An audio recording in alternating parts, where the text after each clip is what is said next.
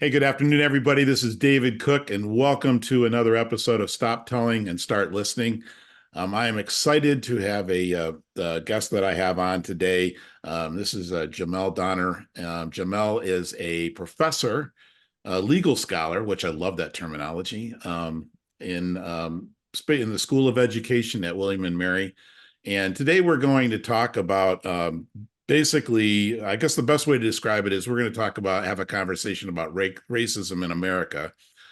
And the reason I'm really interested in this is like, it depends on, where you look at it, how you want to study it. But I reached out to Jamel through a channel that said that he was a expert in critical race theory, which is a trigger term for a lot of people. So I told Jamel I was going to introduce this as, is racism in America an inconvenient reality, or is it woke bullshit? And I'm going to let Jamel just dive into this and start to respond, and let's see where it takes us. Jamel, have at it, man. Thanks for joining me.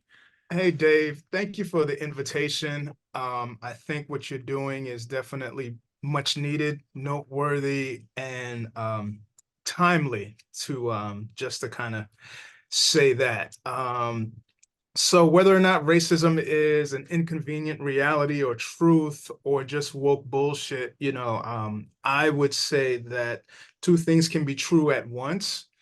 I think I think it's hard to dismiss, particularly when we were in the midst of a pandemic, some of the actions that we had seen, particularly with the murder of George Floyd. I think there's no other way to interpret that as um, racist in some respects. And also, but again, putting it also within the context of there's been a legacy, a history in this country of police mistreatment, police brutality towards people of color. And so I think what the pandemic did, one of the things that the pandemic did was allow us as a society to kind of see it in real time and to see it over and over. And so that way we were unable to dismiss it because we were in our homes, trying to be safe, trying to stay alive, literally, not just figuratively, but literally try to stay alive and to kind of see, what was transpiring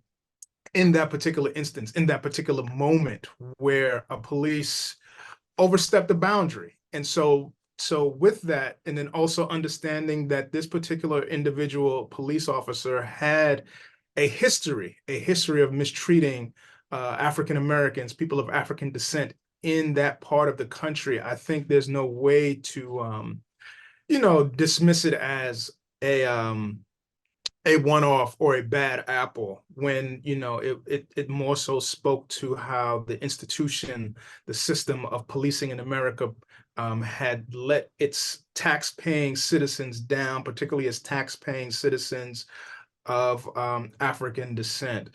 And with respects to the other part of your query, in terms of whether or not this is woke bullshit, some would argue yes, in the sense, particularly those who maybe self-identify on the conservative political continuum or spectrum.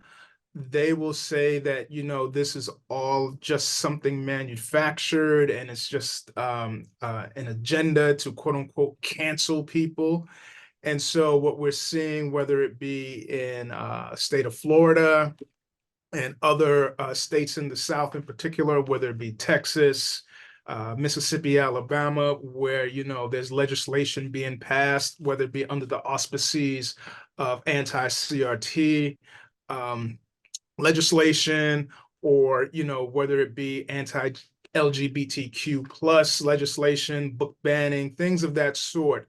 And so you do have that segment where, of the American population where they believe, this is just a bunch of BS. And so and we're also seeing the backlash to dismantle policies related to diversity, equity, and inclusion. And so let me pause there. There's a lot. You said a lot in there, that's for sure. I was just reading an article about, I can't remember where it was. I think it might have been in the Washington Post, talking about some people in the South worrying about the way the election maps are being drawn up, that we're going backwards, and and Mhm. some other things. And, that's the kind of things that, can, draw a lot of attention, is that, back to that whole argument, is it really what we see it to be, or are people just being extremist and alarmist? And, Right. you know, it's, is it a matter of perspective, or, that's always the question I have. I like the way you introduced it. You said, let's talk about George Floyd and the murder of George Floyd. It was a very much, an obvious situation. We had a police officer with a record, a history, Mhm. and it fell through the cracks. We tolerated it. We put up with it. How can you debate it? And then you have the conversations that people have in the South where, it's like, we don't need to teach racism in America because we've gotten better. We're not as bad as we used to be, and stuff like that. So how do you navigate the perspective conversation? It's a matter of perspective. Great question, and I think it's a delicate dance, right? Where you never want to be completely dismissive of people and their ideas, even if you don't agree with them. So you definitely want to provide them space, a quote, and I know this is one of those woke terms, a quote unquote safe space for them to share their perspectives, even when you at your core may disagree with them.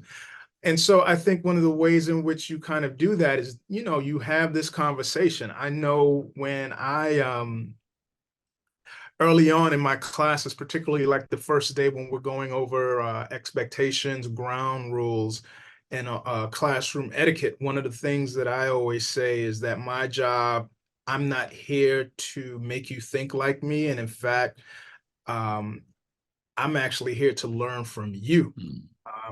I see you as having something of significance and importance to say, and I welcome your thoughts, even when I don't necessarily agree with them. And so, another strategy that I do in my classroom, because it's conversation based, I don't lecture. I play devil's advocate from time to time, just to kind of push students in their thinking. Um, and also with that, I also recognize that people who don't necessarily share the same views as me, and I'm speaking mostly of conservatives, people who might, tend to watch Fox, etc. I'm mindful of this labeling that, colleges and universities are supposedly biased or have a liberal bias or are dismissive of conservatives. And, as I've gotten more comfortable professionally, one of the things I do now is I take liberals to task in my classes. And so I think a lot of students are always surprised to see that, particularly, as an African American, there's this presumption that, oh, you must be liberal or you must think a certain way, particularly if you do work around critical race theory. And I'm like, yeah. However, here are the ways in which liberals, have either dropped the ball or they don't necessarily get the ball over the goal line. And and there's also a part of me where I'm very complimentary of conservatives. I always say, say what you want about the conservatives, but one, they're consistent. Two, they're ideologically disciplined. And three, and most importantly, they play to win. Mhm. Whereas I feel like liberals don't play by those rules. And so yeah, it's just having this conversation. And also, I think that the last part for me, I try not to take any of this stuff personally. Mhm. I think when you're doing this kind of work, you can't, take it personally. But at the same time, I think there has to be a fine line of making sure that you as an instructor aren't being disrespected, but also at the same time, you're being respectful of the students. Mhm. It's funny, you talked about, the assumption of character, who you were by, I'm a professor, I'm a black man, therefore I must be liberal. Right. It's okay because I'm in my mid 60s and I'm very white, Mhm. and therefore I must be conservative. So Right. I shock a lot of people when I say I might be the most liberal 67-year-old man you'll ever meet. Mhm. Really? Because they just assume that by the way I present myself, that's Right. that's the label you can throw on me. And I'm thinking, well, Right. no. But I love what you just said, is regardless of what I might believe at my core, the people that I'm engaging with, have a story to tell, they have a perspective to share, Hmm. and let's sit in their story to Yeah. see where they're coming from. And I love Mhm. that you're doing that in your classroom. Oh yeah. That's beautiful. um so how do we get people to I know you said, like some people play to win, but winning means that there's a loser. And unfortunately, I think that that's the struggle that we're having right now, is everything's looked at a zero sum game. It's all win Right. loss. Right. How do we encourage more and more people to engage away from um, what they firmly believe in, or maybe even fear or deny, to open up a little bit? Oh man. So I think, another great question. I think one of the ways in which we do that is, and again, one of the things that I try to do in my classes, I try to bring in um, a variety of information sources. While I might use some books, from academic presses, I'll also bring in, articles from New York Times, Washington Post, The Atlantic, um, and some other sources. I use podcasts. In fact, that's one of the assignments. I've moved away from exams. I've moved away from final papers, and so what students have to do as a capstone project for my class is create a podcast. And so, one of the questions, and then, it's scaffold. So they have a series of questions they have to ask. But, one of the questions that I have them answer is, okay, what are the costs and benefits of maintaining the status quo? Hmm. Another thing that I ask them is to really think deep and, try to imagine an alternative. Um, and just kind of go from there. And then, I include a lot of documentaries as well. Again, trying to try to be mindful that students learn, take in information in different ways, and being mindful of, you know, each generation is moving away from just sitting in isolation reading texts, and so they're consuming information, whether it be through podcasts, whether it be visually. And so really trying to be accommodating to those different modalities of learning, at least in terms of consuming information, but also within those spaces trying to provide them with a diversity of information sources, as well as also being sure to include primary text, primary sources, where, again, it's one thing, okay, this is one person's interpretation, but then let's look at the actual document. Let's look at the physical document that these ideas, that these structures are based upon, and then you can go from there.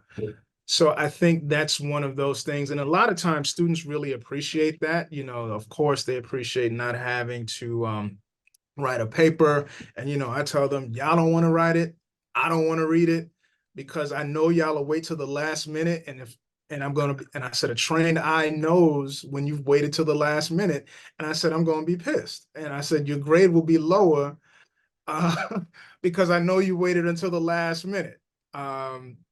So for me, it's really just a matter of, again, providing that space where students are able to be heard, able to share their thoughts, but then also trying to expose them to a variety of sources where, again, they leave the class more informed than which they came in.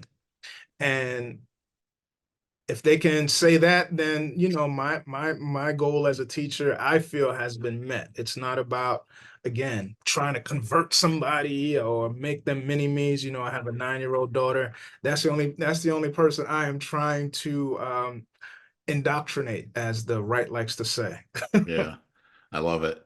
Well, it's an interesting thing, because it's been a million years since I was in school, but obviously the traditional format for education is performance learning. What did you Hmm. learn? It's structured. You Yeah. write a paper, take a test, prove what you learned relative to what was discussed in class.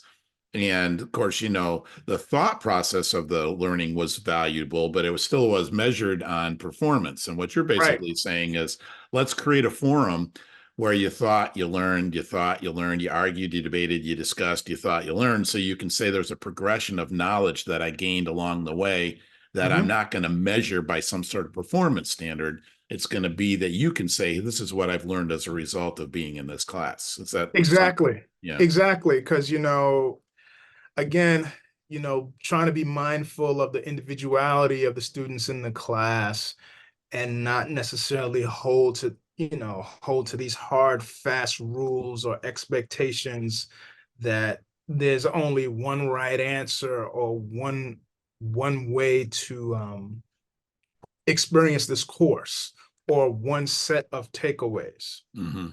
That's beautiful. And I've shared this on my podcast with other people in the past that whole notion of backgrounds and experiences. You and I come to this conversation with an entirely different set of backgrounds, experiences, the way we were raised, where we were raised, what we were taught, how were we taught, the things that happened in our life that molded us. Absolutely. Um, and you have a story and I have a story. And the Mm. best way that we can learn from each other is to hear each other's stories. Absolutely. Yeah. Absolutely. Yeah. That's awesome, man. I like this approach. I might even take one of your classes Ah, as much as I hate school, but come on down to the bird.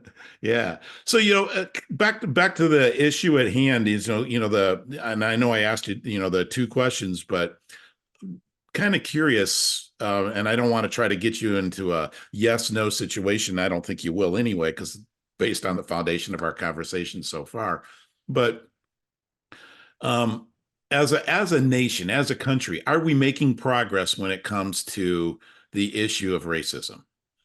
How do you, Uh, and what are your thoughts in that regard? I will say the short answer is yes. Um, you know, I, I I truly believe you know, it's very hard to dismiss the progress we've made. Now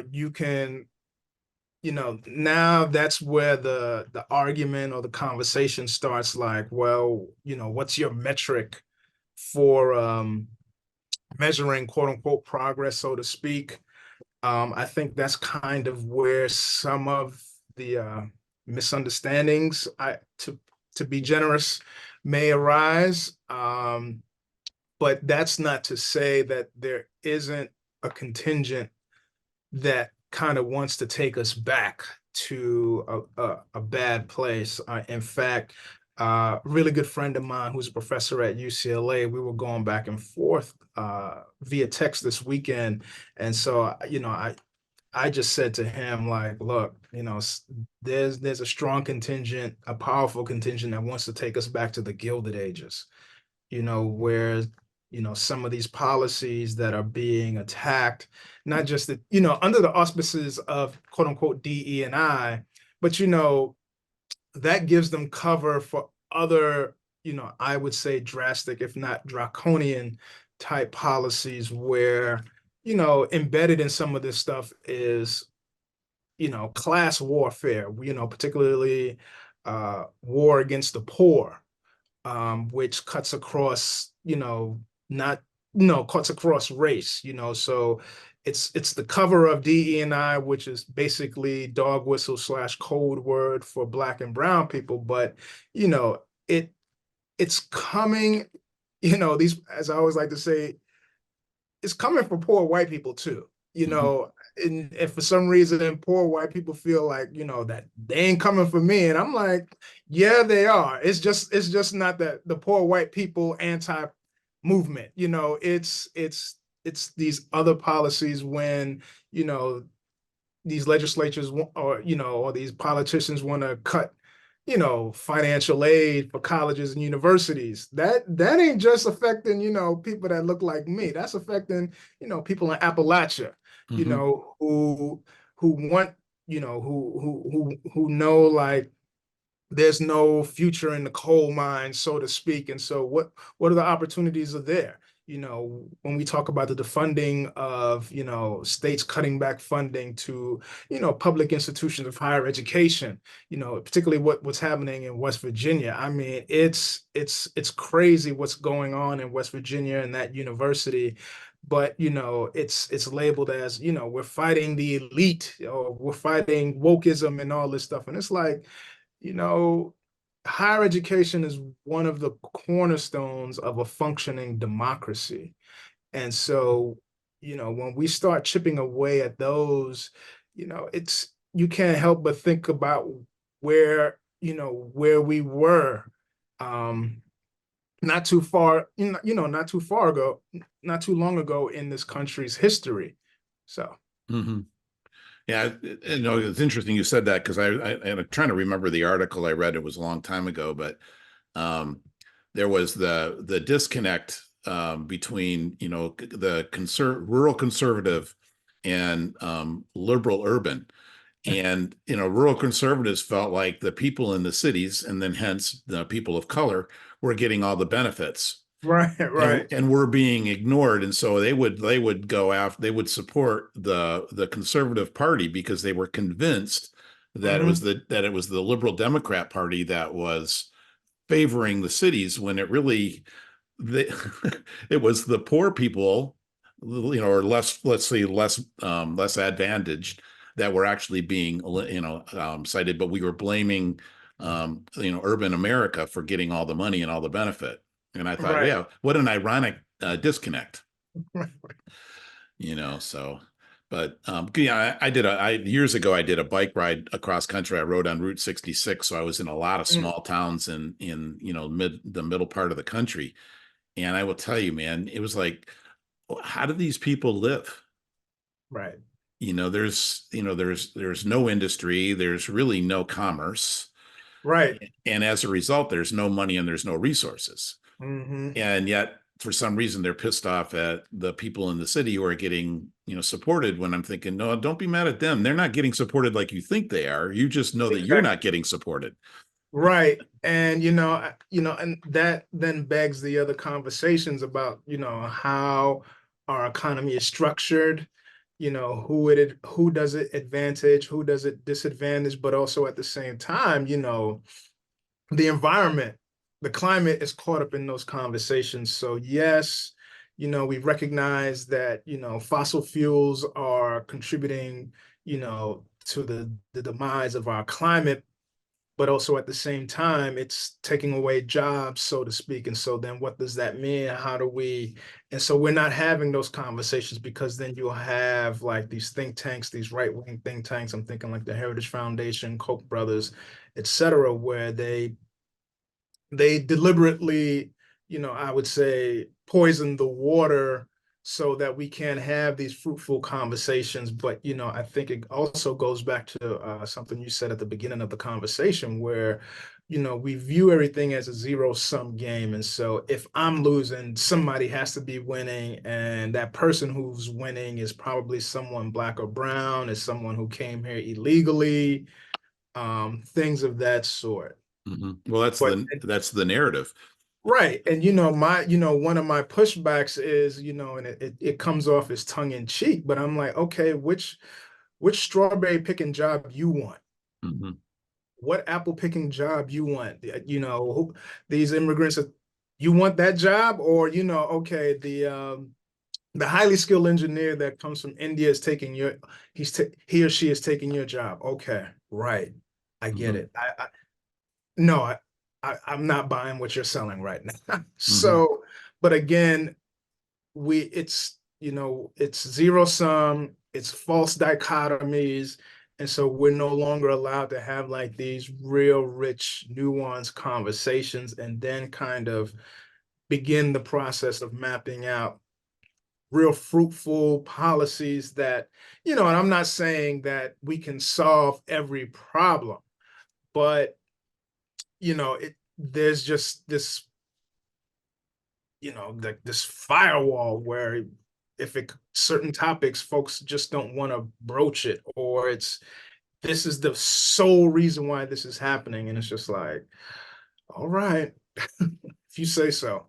Yeah, I had a couple of weeks ago, I had Adam Frisch on, and he is the guy who ran for Congress against Lauren Boebert in Colorado, lost like by Mm, 500 votes.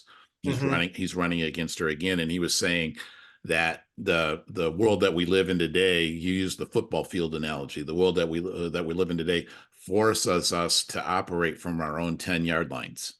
mm, And he says, I'm really what I want to play is I want to operate between the 40s because we can mm. get so much more done if we're in the middle of the field.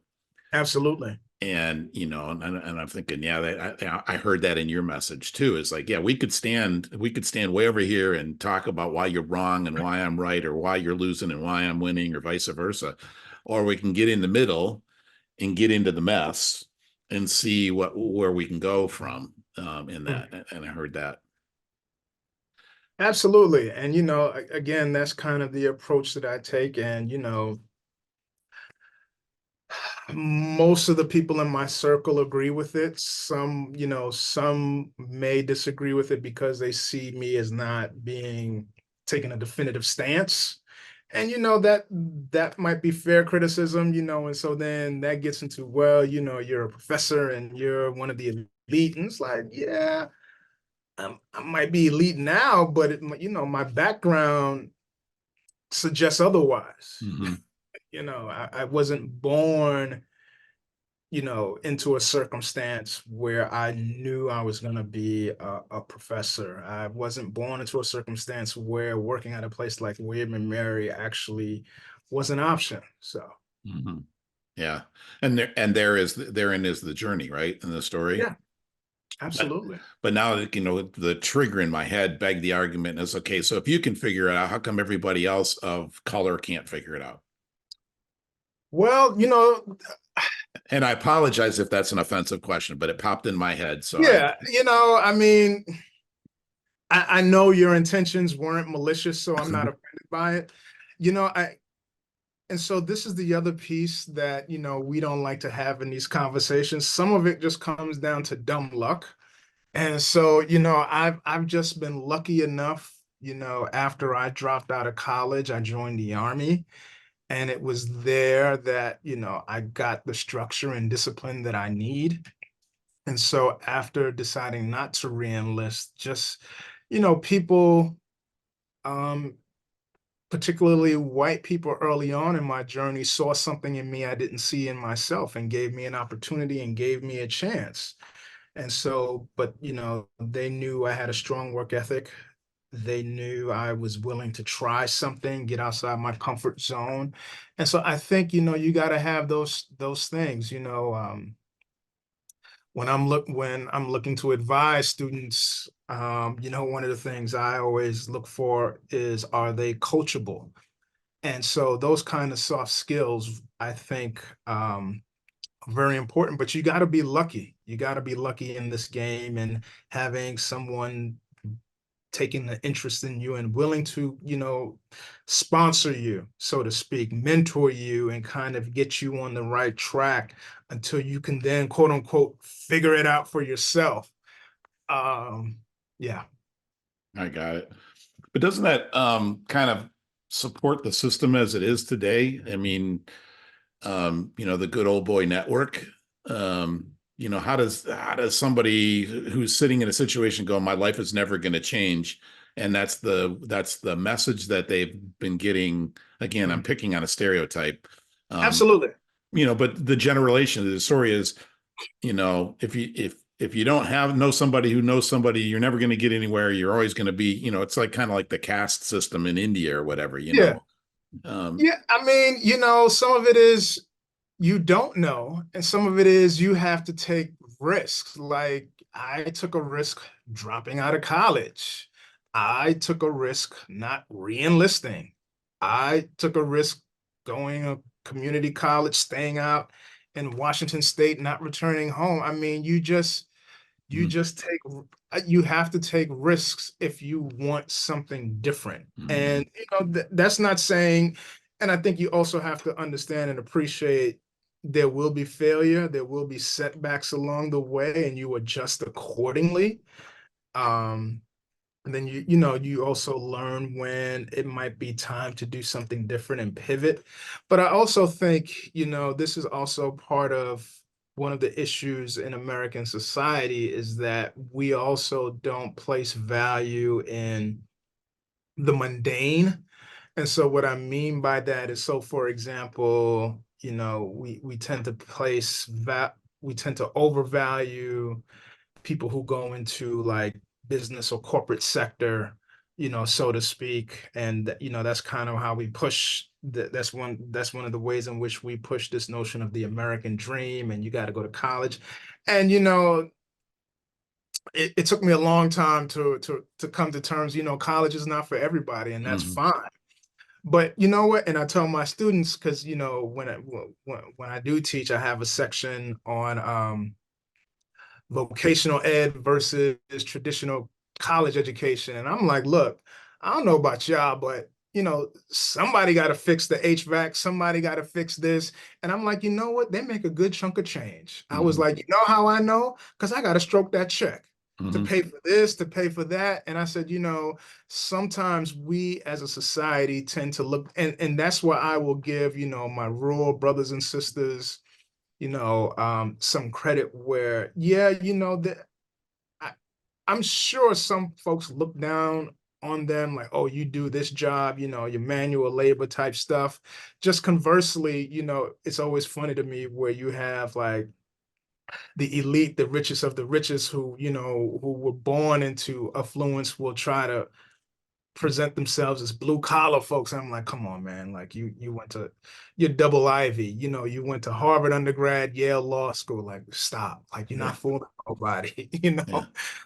like you were born with a trust fund. So I think, part of it is I think we have to reimagine what counts as success. And like, look, success looks different for you, looks different for me. And so I'll give an example. My wife, her thing is corporate. She went to Harvard Business School. And, one of the conversations we had when we were dating was, there was this expectation of, the engagement ring had to be of a certain um size, so to speak. And I said, well, let me tell you how much money I don't make as a professor. And so, with that, one of the things I had to impress upon her was like, look, I don't make a whole lot of money. But for me, one of the reasons why I became a professor was because I I placed more value in terms of reading, learning, Yeah. and like the flexibility and the lifestyle that comes with being a professor versus money. That's not to say that I don't necessarily um, devalue money. I like nice things, trust me. Who However, doesn't, right?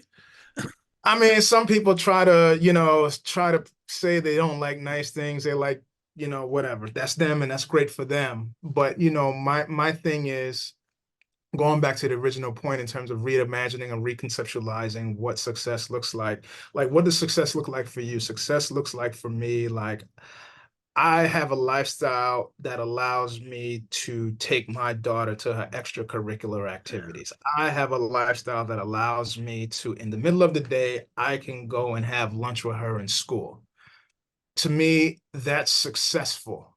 Um, and knowing that I still have a job, knowing that I have a job, I have a career that allows me to do that.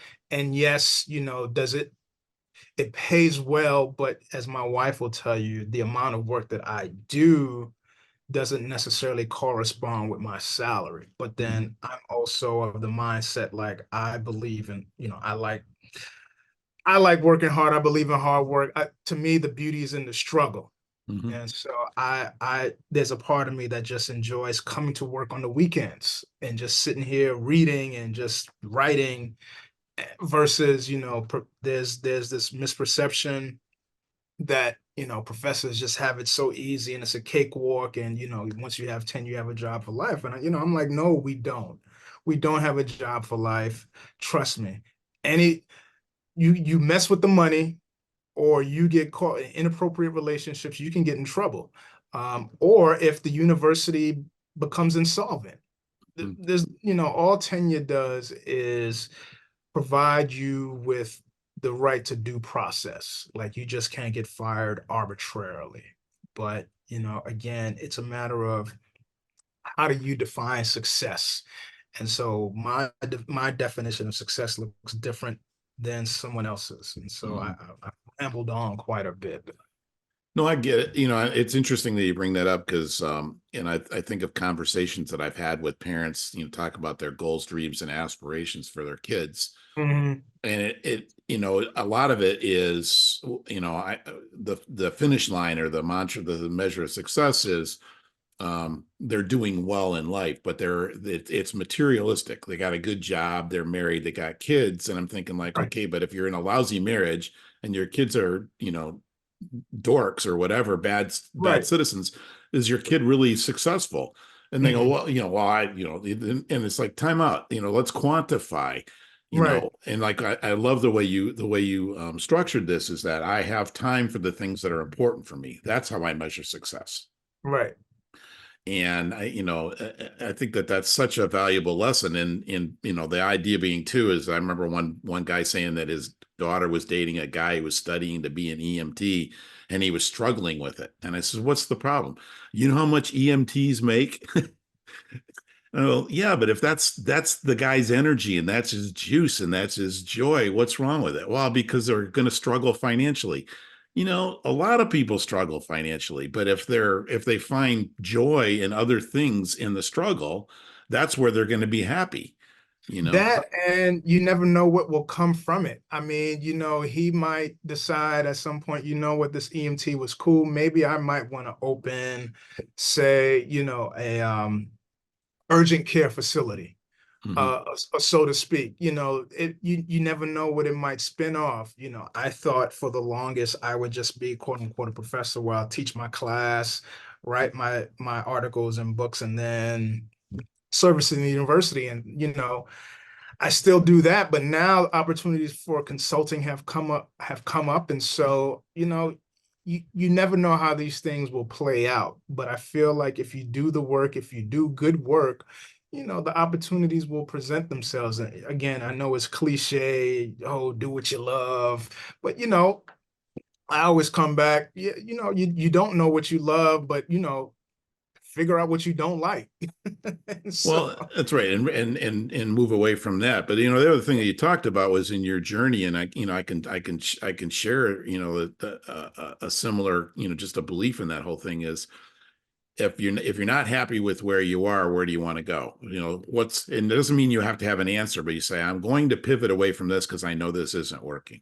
And you mhm. take it and you take the chance. And I think, Yep, back to the core conversation is, and like I said, I asked a kind of a loaded question, but that's the whole idea. I know that I'm not happy here. Where am I going to go? And if somebody, I can't go anywhere, okay, then that's going to be your truth, is that you have nowhere to go. But you're espousing this reality, is that everybody has a way or somewhere to go. They just might not know how to get there yet. absolutely. And it was again, I had to have the conversation with my mother when I told her I was dropping out. She was like, "Well, I thought you were gonna finish. What happened?" And I promised her that I would go back and get my degree. I didn't know I'd get a PhD, but and so yeah, I mean, kind of like what you were saying, you don't like this, this ain't working out. So, what can I do? What options do I have? And so for me, it was joining the army. Mhm, For somebody else, it might be, I don't know what that might be for them, but at that point, at that particular juncture in my life, that's what I needed. mhm. Well, I'm gonna kind of go back to the baited question Sure. conversation, because, well, I just remember about 5 or 6 years ago, a really good friend of mine pulled me aside and kind of reminded me of my journey relative to hers. Mm. And she said to me, she says, okay, but Dave, look at yourself. She says, you're a white male. I said, yeah. And she says, and where did you go to school? I said, well, I grew up in an affluent background, and I had my dad paid for my college, and, et cetera. So she says, okay, so, look at my journey, and I said, and she says, now, do you recognize how easy yours was relative to mine? And I'm kind of going, I never really thought of it that way, because I just took my journey for granted. Yeah, Everything, like you said, I was fortunate. I had mentors. I had people that believed me. I had advisors. Along the way, I got, somebody heard me, nudged me, whatever. Um, absolutely. so, back to because I understand that, the U.S. is, we do have great opportunity. Some people's opportunities are a whole heck of a lot easier than other people's opportunities. Absolutely. Is there, and we've, obviously we've done things as a country to try to, like, well, I can't draw a complete blank because we've done away with it now, but what did we do when we, was hired, promoted people over other people? I'm trying to think, what is it? I'm drawing a blank. Don't say affirmative action, There you go. Okay, I'm not because going to say it. that's not what affirmative action is, or Oh, well, that's not clean what it did. That's not clean what it, it did clean or do. it, clean it up for me, because again, that would be an argument I hear. Yeah, well, we had affirmative action, it didn't work, or or it had a negative effect. And my son has told me many times that was a stupid, it's a stupid thing, and it's a misnomer, which is what you basically said to me. So clean it up, because I brought it up. So clean it up so I don't get in too much trouble. Well, there's a few things with respects to affirmative action. One, first and foremost, it was never really given an opportunity to work in unencumbered. From the get-go, it was kind of set up to fail. But also the other piece that also gets left out in these conversations is that it what it did was just asking, requiring that, you know, agencies, corporations, people that hire kind of get outside the box and maybe advertise in the non-usual places, Hmm. you know, go recruit, college graduates at historically Black colleges instead of elite liberal arts and private universities. Go ahead and maybe advertise in, newspapers or magazines with a large, African American subscription base. It's, or, hey, look, for years we've excluded these groups. Or the other way to look at it is, and Ira Katz Nelson wrote the book on, and I'm quoting here, When Affirmative Action Was White, whether it be like the Homestead Act, the VA Home Loans Act, where these policies were fundamentally discriminatory in Hmm. their practices, in their lending practices. The VA, you had Black men who fought wars but couldn't use VA home loans to buy homes at certain residencies. And so when you start thinking about it in that sense, and then looking at the accumulation of wealth, the accumulation of capital, and then being able to transfer that intergenerationally, you're talking about a large segment of the population who have been systematically disadvantaged. And you can't reconcile that other than the fact that it was inherently racist, um, period. And Hmm. so, with affirmative action, it and I can speak to it because I've written on this, where it's kind of, it's been a long, steady, um, there's been a long, steady war by, those conservatives, Republicans, I would say people who are just anti-democratic, anti-inequality of opportunity, have been seeking to dismantle it. And now they have kind of, this has been like a 50-year war. And so they're now yielding the fruits of their labor, so to speak, where it's never been given a chance, but it's been blamed for all these woes. So I give you the example of Abigail Fisher, who had sued the University of Texas at Austin, where she claimed the reason that she didn't get into the University of Texas at Austin was that it was because of the school's diversity policy. Mind you, Texas had a law on the books, I believe they still have it, where if you graduated in the top 10% of your class, you were automatically admitted into the University of Texas, Mm, University of Texas A&M. So she didn't meet that bar, mm. right? She was also considered a legacy admit. And so that's in the conversations now. One could argue legacy admissions is a form of affirmative action. She didn't get in there. But the other piece that gets left out of this conversation with Abigail Fisher is that the University of Texas offered her conditional admission if she went to a summer enrichment program that the university offered. She refused. Also, she files her lawsuit after being a student at LSU, which is a comparable flagship institution. So again, we have to start peeling back the layers when we say affirmative action is discriminatory against whites or it failed. And it's like, no, it's been set up to fail. One, and there has been a steady stream of individuals, groups, forces who have purposely tried to dismantle it or prevent it from being successful. Sounds like education's form of Obamacare.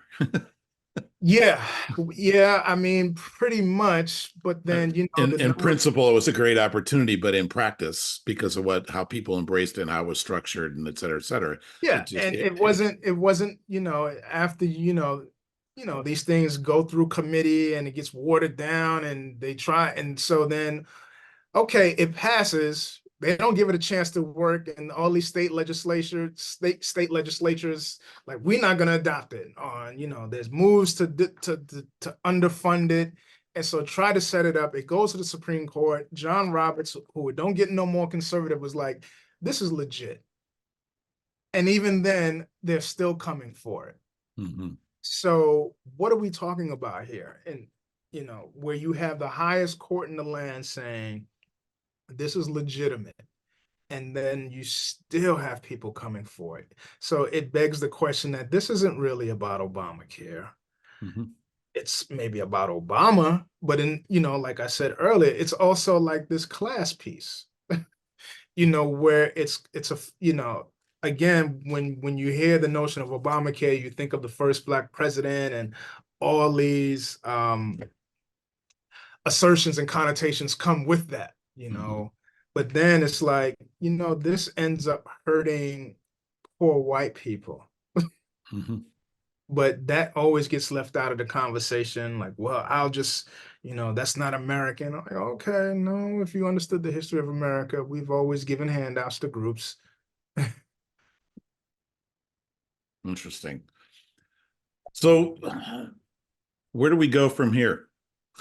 you and I, have healthy conversations. I love your foundational approach of, let's just talk about, what we know, what we believe, how we can learn from each other, how we can see each other as, human beings. Mhm. Uh, but that's for me. I'm passionate about it, as are you. It's a grassroots movement. Um, and if we all get together, pretty much we can create change. But at the same time, is I think we were talking about how do you measure success, and this always popped in my head. Now I'm finally coming back to this, came in my head. I look at, in 1963, Martin Luther King Jr. said, "Here's my idea of crossing the goal line. Mhm. I have a dream." All right. And it's kind of like, okay, we got a ways to go. um what do we do? How do we get there? Yeah, so I think, a couple of things we have to, it goes back to what I said earlier, like, how do you define success? We have to, so I would say one of the ways in which we approach this, and again, this is where I have to give the the conservatives, Republicans, their full due. They fight the generational war. And so, one of the things that you have to do is kind of, okay, what can I do with the time that I have here on earth, so to speak? And kind of that has to be the starting point. The second starting point I would say is, you know, work within the contradictions that you can. I'm not saying, everyone has to go out there and march. I'm not saying everyone has to quote unquote lay their lives on the line. There's a place and a space for everyone. For me, my place, my space is in my writing, it's in my teaching, but it's also in some of the service that I do, whether it be, again, the invisible labor of advising and mentoring students across racial lines, across gender, and just being an advocate for students, being an advocate for individuals who don't look like me, individuals who don't come, who don't necessarily occupy my current SES, but really trying to support those individuals who may come from the spaces that I once came from. And then also trying to, raise a daughter who is able to then see like, okay, these are the things that my dad is doing. These are some of the things that my mom is doing to help people, versus, okay, we got ours and let's live this best life and everybody else has to figure it out. But no, like, my mom and my dad have made the conscious effort to help people, engage in acts of service, acts of selflessness to kind of, help do what they can in the spaces that they're in the time that they have. So Mhm. I think that that kind of mindset, that kind of approach then helps offset like feelings of being overwhelmed or feelings of defeatism, like it's just so big and it just seems like every time we making progress, like yeah, of course, like every time you make progress you expect the blowback. Like come Yeah. on, or it's never, there are, to quote Harry Edwards, there are no final victories. Hmm. It's kind of like you're running this long race, and when it's your time to say stick, you hand the stick off, knowing that you fought the good fight, but there's no final victories. Hmm. It's true. Interesting. I listening to you talk because I remember I read a book in like 2008 or 2009. I wish I can remember the name of the book, but not the author. But the name of the book was called "Save the World and Still Be Home for Dinner." Hmm, And the premise of the author's book was we're all actors. We're all on stage acting. We're playing a role to something that we think is important. He says the thing that really matters is that we need to get off the stage and be who we truly are. And in being who we truly are and sharing our gifts, freely sharing our gifts and being present to the people who need us, et cetera, what we can do then is change the world around us because we can't change the whole world. We can only absolutely. we can only have impact with the people that we're interacting with, and we have to be true to them. We have to be authentic to ourselves and true to them. And that's exactly what you said. Your parents taught you that. You witnessed that in your parents, freely giving the gifts of who they were, and it had an impact on you. It had an impact on you, on an impact on them, and it had an impact on you because you saw what that looked like. Absolutely. And that's what you're doing is you're allowing people to experience you doing that as a professor, hoping that they see something in that behavior because I really like that. I'm making sure I'm going to engage like that, and Hmm. that's the change. So Absolutely. so it is incremental. It's small little steps, and we may not cross the finish line per se because it's a matter of progression. Absolutely. But as they also say, slow and steady wins the race. True, true. It's not a sprint, right? Exactly. Yeah, excellent. So we got a few minutes left. I was just kind of curious.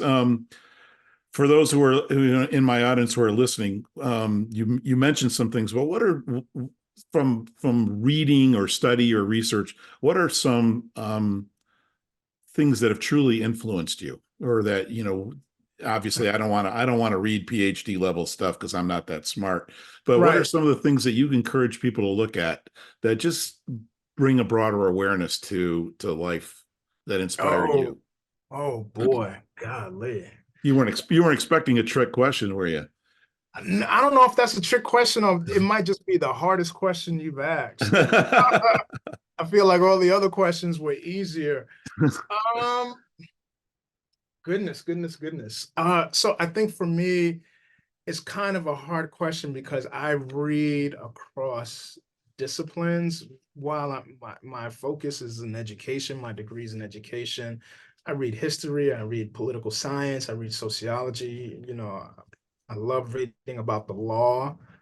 But also, like I said, I read from a diversity of news Mm, sources. I'll read the New York Times, I read the Washington Post, um, the New Republic, the Atlantic, but I'll also consume um, podcasts and documentaries like PBS.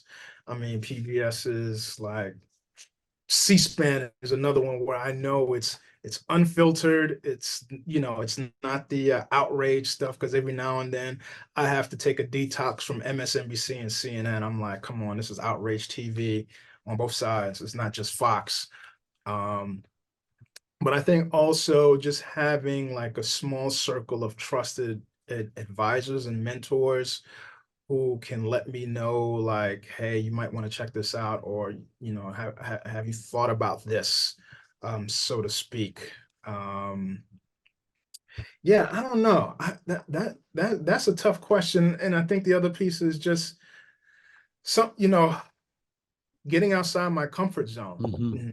I try not to get too comfortable, or think I know it all. Just also knowing like I can know more, I can learn more, I can always learn, I can learn from other folks, and not making assumptions, not making presumptions about people, with some exceptions.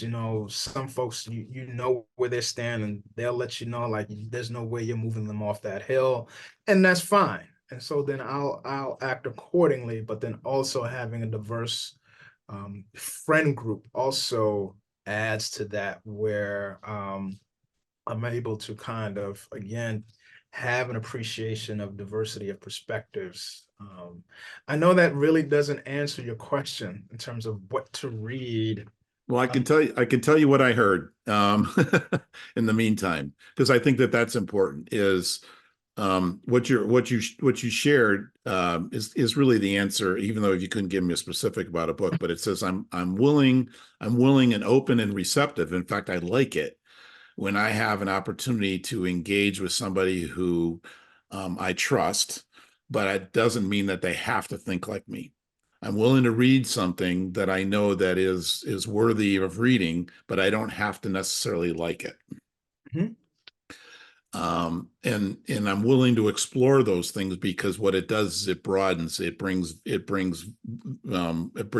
depth and breadth to what I know and what I believe, and it allows me to challenge what I believe. It's kind of like Adam Grant in his book Think Again. There's things that you think but if you don't get outside of that, all you do is embrace what you know. And he says, think again, allow yourself to be challenged, tested, educated all the time.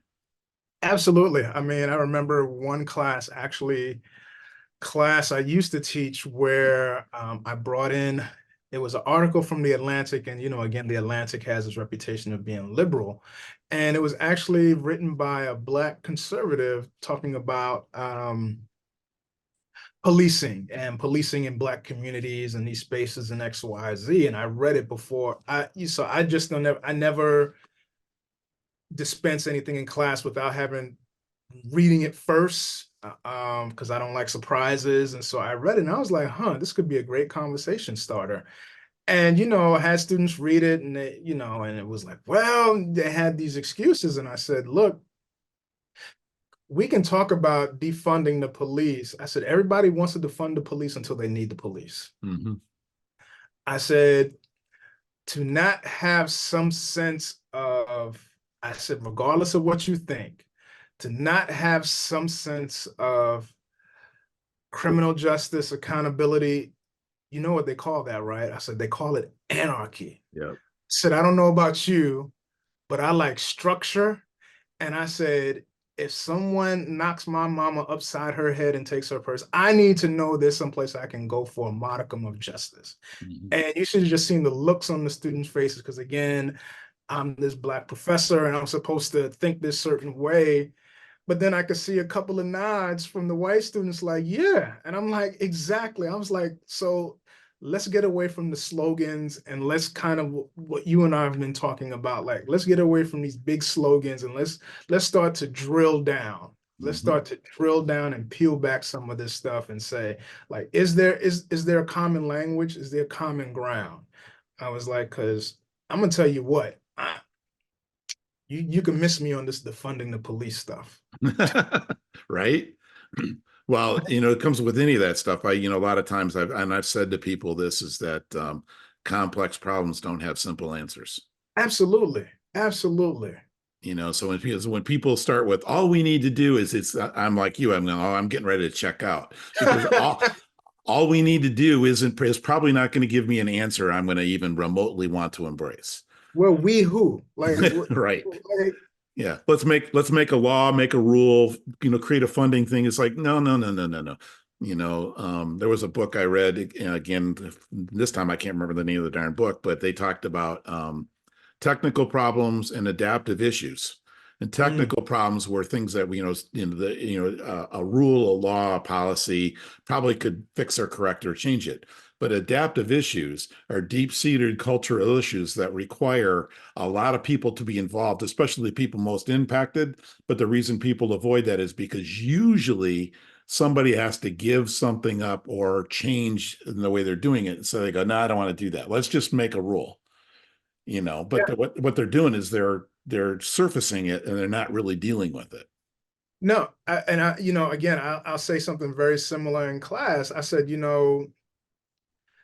and I was like, this is going to sound controversial. I'm like, but my wife and I was like, whenever there's a Republican president, Republican led legislatures, our bank account does amazing things. I said, however, because we believe in the social good, we don't mind paying higher taxes if it means more funding for schools, more financial aid to get more students into college or just to kind of get them through life. We don't mind paying a little bit more because we believe in the social good. Mm-hmm. It's like, come on. Yeah, there's an interplay there, cause and effect for sure. Yeah. And so as we wrap up, is there anything that you wanted to share that we didn't talk about, or anything, one last pearl nugget of wisdom that you'd like to share? Not really. You kind when you told me in one of our intake meetings, so to speak. I know that's not what it's called, but in our intake meeting, when you said, "Yeah, I'm not gonna give you any questions," it was like, okay, we'll see where this goes. So, I think it helped me. It helps. I'll speak for me as a participant, where I don't necessarily have like these list of things I gotta get across. Which then, not only can disrupt the natural flow of the conversation, but I think do do somewhat a disservice to the content and the organic nature of the content that gets generated. And again, and as well as the authenticity, if that makes any sense. Yeah. Yeah, I love the natural flow, but I'm glad, actually this was a lot of fun. This was a blast. I appreciate you taking time out of your day. I know you said, finals are over and school's over and all that other stuff, but you still carved out time for us, and I want to say thank you for that. No, thank you. And I can't wait to get the link so I can watch it and send it to my friends and family members and things of that, and you know, hear what they have to say. Yeah, it'll be interesting to get some feedback on that. Well, again, thank you so much. And to my audiences, just remember, open your heart, open your ears, open your mind, open your eyes, because once you start listening, everything changes. This is David Cook. Have a great week. Take care.